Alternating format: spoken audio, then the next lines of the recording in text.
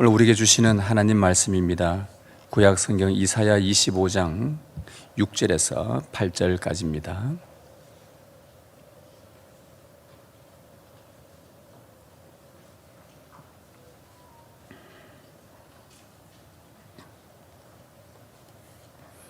이사야 25장 6절에서 8절까지 우리 한 목소리로 세 절 말씀을 같이 읽도록 하겠습니다.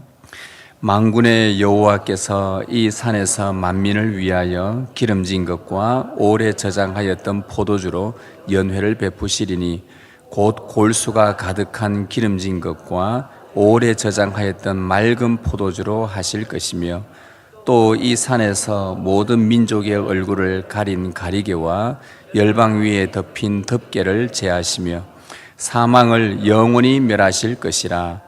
주 여호와께서 모든 얼굴에서 눈물을 씻기시며 자기 백성의 수치를 온 천하에서 제하시리라. 여호와께서 이같이 말씀하셨느니라. 아멘. 주님의 은혜 감사합니다. 이제 주의 말씀 듣겠습니다. 이 시간 주님, 주의 성령으로 우리 가운데 함께하여 주옵소서. 주님 말씀하여 주십시오.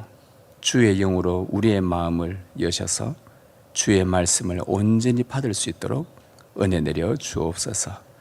우리가 주의 말씀을 듣겠나이다. 우리 주 예수님의 이름으로 기도드립니다. 아멘. 오늘은 추수감사주일로 저희들이 지킵니다. 또한 성찬 예식이 있는 주일이기도 합니다.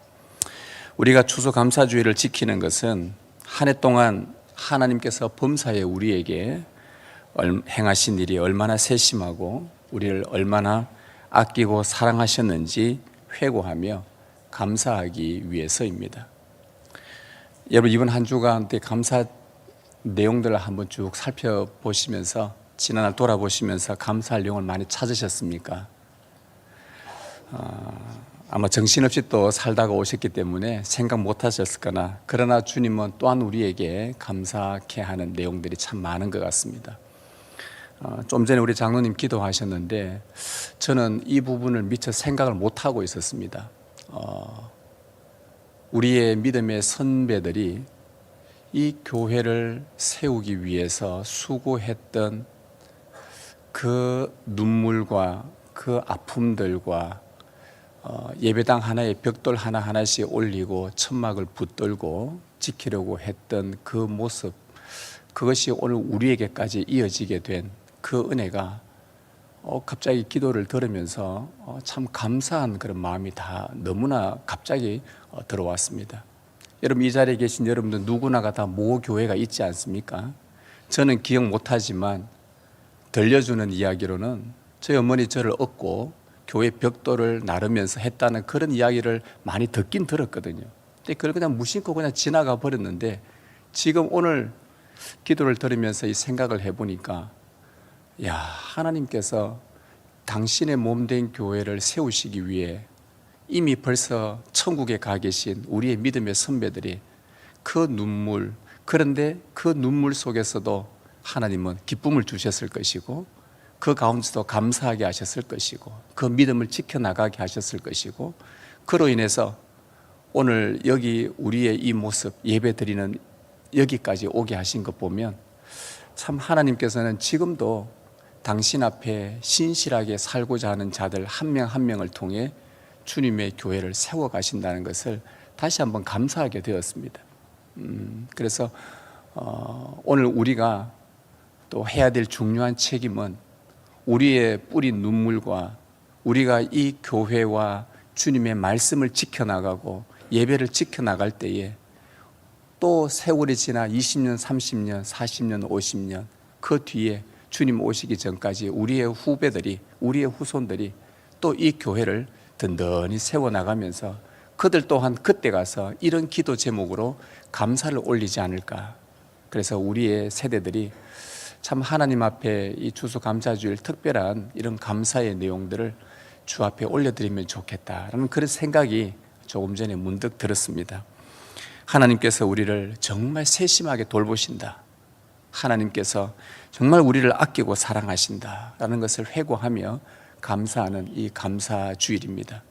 또 동시에 우리가 이 감사주일에 성찬을 하는 것은 주님께서 돌보신 은혜 가운데 무엇보다도 우리를 택하고 부르셔서 하나님의 자녀의 권세를 얻어 하나님 앞에서 함께 먹고 마실 수 있는 우리에게 식사를 제공해 주신 하나님께 우린 또 감사하기 위해서 이 감사주일 때 성찬을 하게 됩니다. 여러분, 이스라엘 백성들은 감사절기가 되면 여호와께 감사하라, 그는 선하시며 인자심이 영원함이로다 하고 성전에 모여서 노래를 불렀습니다. 여러분, 그들에게 왜 일상 가운데에서 살아오는 삶 가운데 어려움이 왜 없었겠습니까?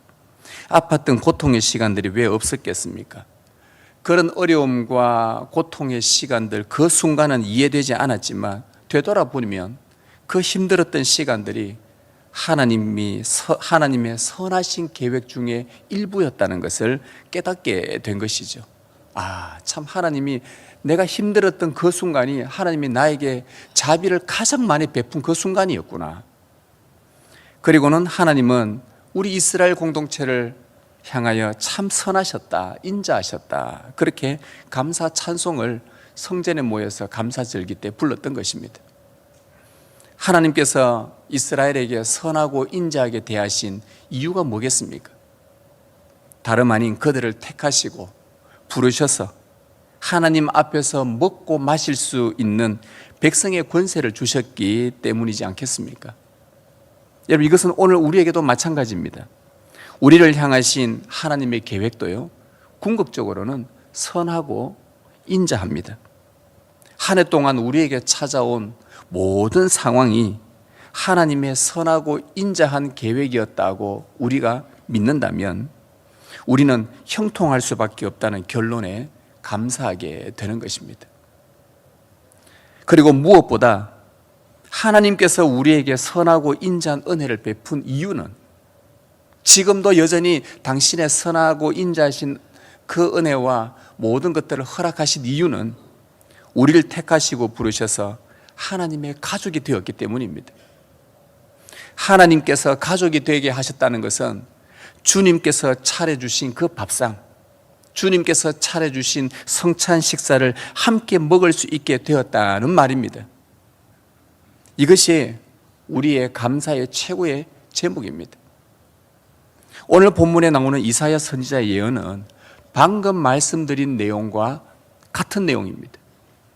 이스라엘 백성이 훗날에 바벨론 포로에서 하나님 품으로 돌아온다는 내용이 오늘 읽은 이 세 절 안에 이사야 예언에 담겨져 있습니다. 떠났던 자녀가 돌아온다는 예언입니다. 그리고 돌아온 자녀에게, 여러분, 떠났다가 바빌론 포로에서 돌아오게 하신 하나님의 은혜가 얼마나 감사합니까? 그런데 이 감사뿐만 아니라 한 걸음 더 나아가 하나님은 돌아온 그 자녀들을 위해서 최상의 음식과 최상의 음료를 준비하셔서, 풍성한 식탁을 준비하셔서 하나님께서 이들을 맞이하신다라는 그 내용이 오늘 읽은 이 세 절에 나오는 예언의 내용입니다. 여러분, 이스라엘 백성들은 하나님만 경외해야 했습니다. 하나님은 그들을 다른 민족들 가운데 특별히 선택하셔서 복을 주셨거든요. 하나님을 아는 복을 주셨고 하나님의 율법을 받을 수 있는 정말 특별한 복을 받은 나라였습니다. 그래서 하나님만 경외하며 살아야 했지요. 그러나 그들은 심각한 우상 숭배에 빠졌고, 그리고 이웃들에게 선을 행하지 않고 불의를 행함으로 인해서 그 행실로 심판을 받을 수밖에 없었습니다. 결국 이웃나라 바벨론의 포로가 되었습니다. 그러나 하나님은 포로로 내버려 두신 것은 이제 너희하고는 끝이다라는 말씀이 아니라 언젠가 다시 그들을 돌아오게 하시기 위해서 어느 한 날을 정하셨고, 그리고 돌아오면 당신께서 내가 너희들을 위해 준비한 맛있는 음식, 맛있는 음료를 너희들에게 제공해서 내 앞에서 너희가 함께 먹고 마시며 행복하게 보낼 날을 우리 주님은 손꼽아 기다리고 계셨습니다. 이런 맥락에서 포로에서 돌아오는 것, 포로 귀환은 바벨론 포로에서 돌아오는 것, 이것은 쫓겨나서 빼앗겼던 그 평화의 도시, 우리의 삶의 평화의 도시였던 예루살렘을 다시 회복하는 것이고, 오늘 우리에게는 새 예루살렘이 되는 것입니다. 잃어버린 에덴의 기쁨을 다시 되찾는 것입니다. 새 에덴이 되는 것이죠. 오늘 6절에 그 내용을 이야기해 줍니다. 만군의 여호와께서 이 산에서 만민을 위하여 기름진 것과 오래 저장하였던 포도주로 연회를 베푸시리니 곧 골수가 가득한 기름진 것과 오래 저장하였던 맑은 포도주로 하실 것이며, 하나님은 포로에서 돌아올 자기 백성의 귀환을 축하하면서 기름진 음식을 준비하고 있습니다. 오래 저장한 값지고 고급스러운 포도주로 잔치를 준비하신다는 말입니다. 오늘 표현이 얼마나 재밌는지, 그냥 기름진 것이 아니라 뭐가 가득한 기름진 것이라 합니까? 골수가 가득한 기름진 것. 여러분이 기름진 고기하고 골수가 가득한 기름진 고기하고 차이를 아십니까? 5,000원짜리 돼지갈비 먹는 것하고 한 20만 원짜리 소고기 먹는 거하고 뭔가 좀 다른 거 느껴지십니까? 우리 주님께서 골수가 가득한 기름진 것, 그리고 포도주도 그냥 포도주가 아니라 저 마트에 파는 와인 저 금방 가져온 2년짜리 3년짜리가 아니라 오랫동안 오래 저장하였던 맑은 포도주, 가장 값비싼 포도주로 하나님께서 우리가 돌아올 날, 포로에서 돌아올 이스라엘 백성을 위해서 오랫동안 준비하고 계셨어요. 여러분, 여기서 포로가 된다는 것은 죽음을 의미합니다. 포로에서 귀환한다는 것은요, 그럼 무슨 의미겠습니까? 부활한다는 의미입니다. 포로는 죽음이에요, 고통이에요, 아픔이에요, 압제예요. 근데 거기서 나오는 것은 생명이요, 다시 살아나는 것이요, 부활이라는 말입니다. 따라서 이스라엘의 포로 귀환은 죽음에서 부활한 사건입니다. 죽었다가 다시 살아난 사건보다 더 놀라운 일이 어디 있겠습니까? 야, 죽었다가 그 사람 살아났다더라. 예수님께서 십자가에 못 박혀 죽어야 결정적인 사건이 뭐냐? 죽은 나사로를 살린 이후였습니다. 죽은 자를 살렸다. 이거는 더 이상 퍼져나가면 안 되겠다. 예수를 죽여야 되겠다. 강력한 사단의 역사가 있었죠. 여러분, 죽었다가 다시 살아난 사건, 더 놀라운 일이 있겠습니까? 진심으로 박수치며 축하할 일입니다. 일제강점기 36년간 조선은 죽었습니다. 그러나 해방된 날 다시 살아났습니다. 죽음에서 부활한 것입니다. 기적 중의 기적이요, 박수치며 축하할 일입니다. 하나님 아버지는 이 기쁜 일로, 포로에서 돌아오는 이 기쁜 일로 축하 파티를, 축하 연회를 베푸신 것입니다. 우리 함께 기뻐하자. 해방되었다, 자유하게 되었다. 내가 한 날을 정해놓고 그 날에 너희들을 다시 죽음에서 생명으로 다시 끌어올 테니까 그때 우리 함께 기쁘게 먹고 마시면서 즐거워하고 흥겹게 놀고 축하하며 재밌게 한번 놀아보자. 이게 지금 하나님께서 오늘 이사야에게 예언한 말씀입니다.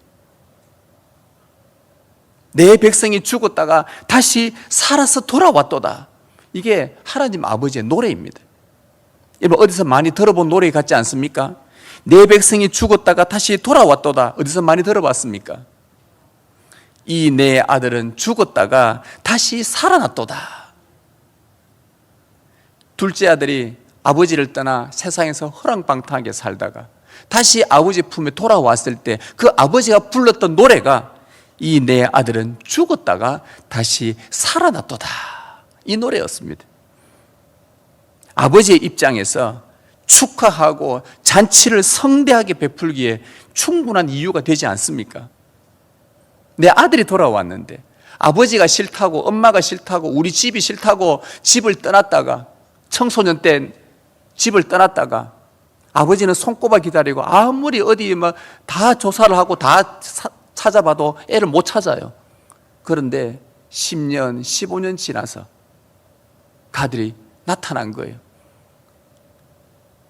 그동안의 부모의 속썩인 거 생각하면 너무나 아프고 힘들겠지만, 그런데 그 아들 보는 순간 돌아와서는 아버지, 어머니, 제가 진짜 잘못했습니다. 진심으로 회개하고 잘못을 뉘우치고 아버지 어머니한테 얼굴 들지 못하고 죄송한 마음으로 쿡 숙이고 들어왔을 때 그때 아버지 어머니의 마음은 어떤 마음이겠습니까? 바로 그 이야기입니다. 그 부모의 입장에서는 축하하고, 야, 우리 아들이 죽었다가 살아서 돌아왔다, 성대하게 잔치 베풀기에 충분한 이유가 되는 것입니다. 여러분, 예수님께서 이 땅에 오셔서 행하신 첫 번째 이적이 물로 포도주를 만든 가나의 혼인잔치 사건입니다. 사도 요한이 예수님의 이적들 가운데 왜 제일 먼저 물로 포도주를 만든 이 이적을 먼저 기록을 했을까? 그 많은 이적들 가운데였어요. 그것은 성부께서 예수님을 이 땅에 보내신 궁극적인 이유, 바로 잃어버린 자기 백성이 죽었던 자기 백성이 하나님 아버지께로 돌아오는 일이기 때문에 이것을 제일 먼저 기록했습니다. 예수님께서 얼마나 기뻐하셨던지, 죽은 자가 살아서 돌아오는 것이 얼마나 기뻐하셨던지 예수님은 가나의 혼인잔치에서 가장 맛있는 포도주를 만드셨습니다. 예수님이 만드신 포도주로 혼인잔치의 모든 하객들은 먹고 마시며 기뻐했습니다. 보통 이 당시 때의 혼주들은 처음에 좋은 포도주를 냅니다. 그럼 먹고 마시며 취하고 나면 그 다음부터는 안 좋은 포도주 내도 모른다는 것이죠. 그런데 예수님은 갈수록 좋은 포도주를 내셨습니다. 처음에 잘해주다가, 사람 관계 해보면은 처음에 잘해주다가 서서히 뭔가 저 사람의 단점도 보이고 안 좋은 거 보이고 뭐 어쩌저쩌 하다가 좀 또 말 한 번씩 털어지고 하면은 점점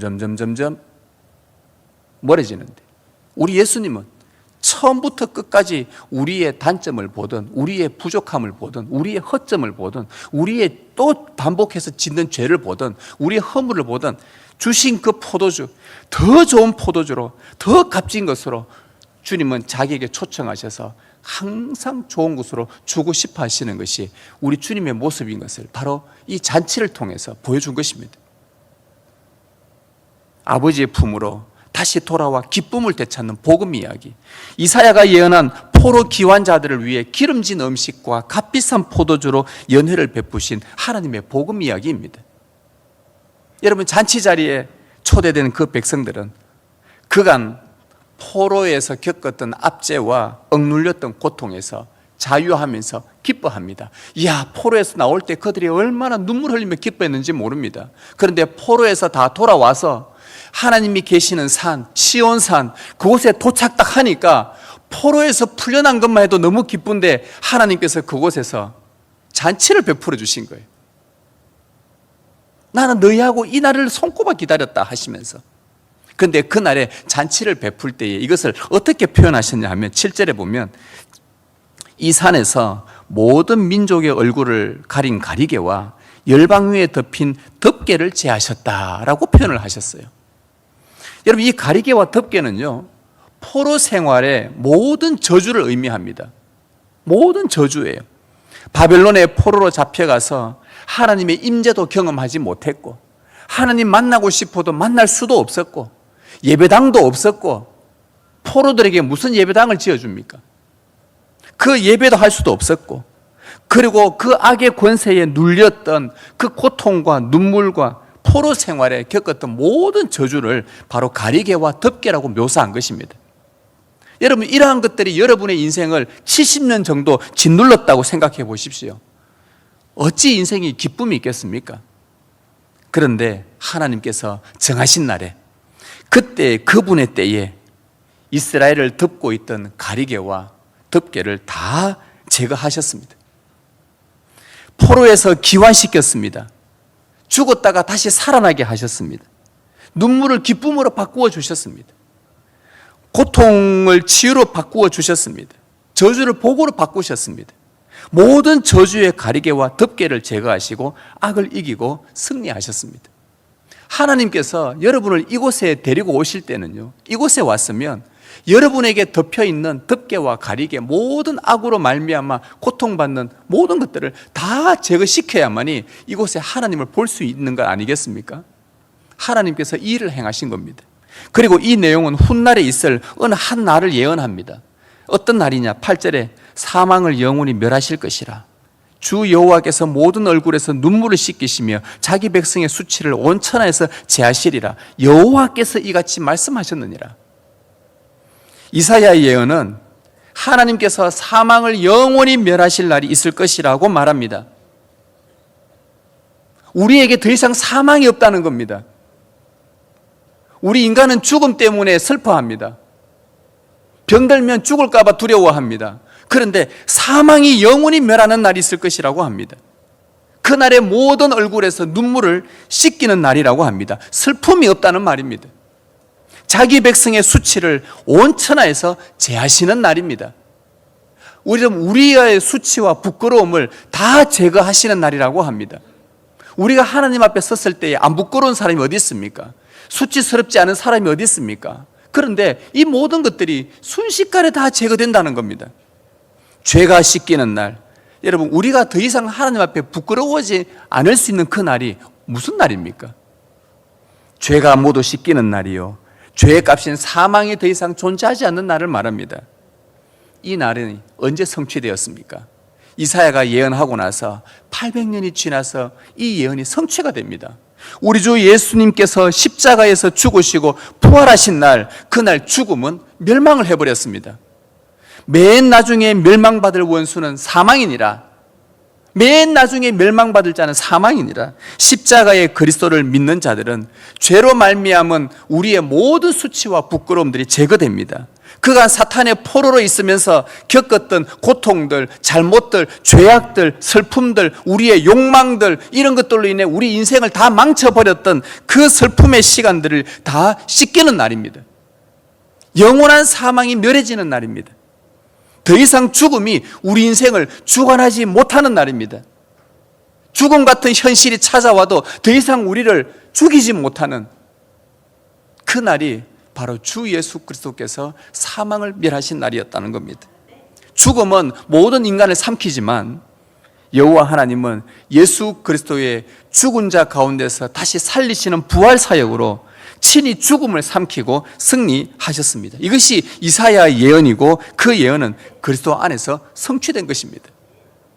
여러분, 주 예수님 덕분에 죽음에서 다시 살아나게 된 것, 우리에게 임할 죄의 저주에서 우리가 제거되었다는 것, 하나님을 아버지라 부르게 된 것, 그러고 나니까 성부 하나님께서 덮개와 가리개를 다 제하시고 사망과 눈물을 다 제하시고 하나님 앞에 딱 서보니까 예수님 때문에 성부께서 우리에게 준비하신 최상의 음식과 포도주를 마시게 하신 것, 여러분, 이것이 하나님의 자녀로 회복된 우리에게 주어진 최고의 복이요, 최고의 감사 제목인 것입니다.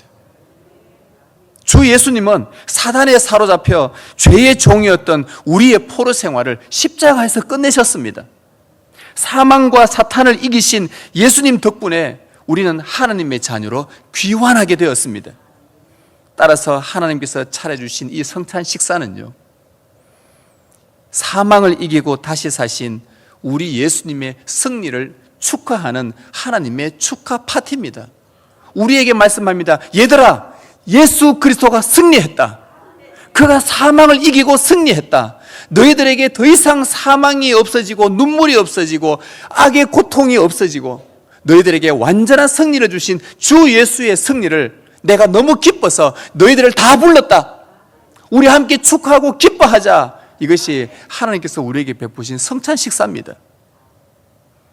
승리하신 주 예수 그리스도 덕분에 사탄의 포로에서 죽었던 우리가 하늘 아버지의 자녀로 다시 살아난 것을 기뻐하는 축하 잔치입니다. 이날에 하나님 아버지는 우리에게 최상의 음식을 준비하셨습니다. 최상의 음료를 준비해 주셨습니다. 그 최상의 음식과 음료는 바로 우리 주 예수 그리스도이십니다.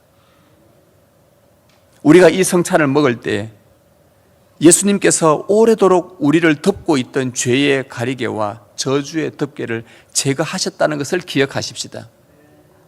우리가 이 성찬을 먹을 때 죽음이 더 이상 우리를 지배할 수 없고 주 예수님의 생명이 우리 안에서 영원히 살아있다는 것을 기억하십시다.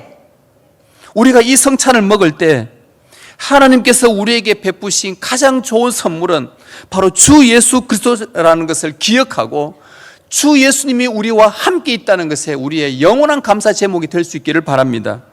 우리가 이 성찬을 먹을 때에 영원한 음식과 음료이신 주님이 우리 안에 들어오셔서 우리의 믿음이 더욱 강건해지게 해주신다는 것을 기억하시길 바랍니다. 우리가 이 성찬 먹을 때에 언젠가 하나님 나라에서 우리가 모두 모여 주 예수님과 함께 먹고 마실 날을 고대하며 지금 이곳에서 믿음의 동료들과 함께 기뻐하며 주님이 차려주신 이 음료를 먹고 마시기를 바랍니다. 추수감사주일에 주 예수 그리스도 안에서 우리를 포로에서 돌이켜주신 은혜, 그리고 하나님을 아버지라 부를 수 있도록 하나님의 가족으로 만들어주신 그 은혜, 모든 눈물을 기쁨으로 바꾸신 은혜, 가장 좋은 그리스도를 우리에게 채우신 하나님의 은혜에 감사하면서 오늘 주님을 먹고 마심으로 성삼위 하나님께 영광을 돌리는 복된 여러분 되시길 주님의 이름으로 축복합니다.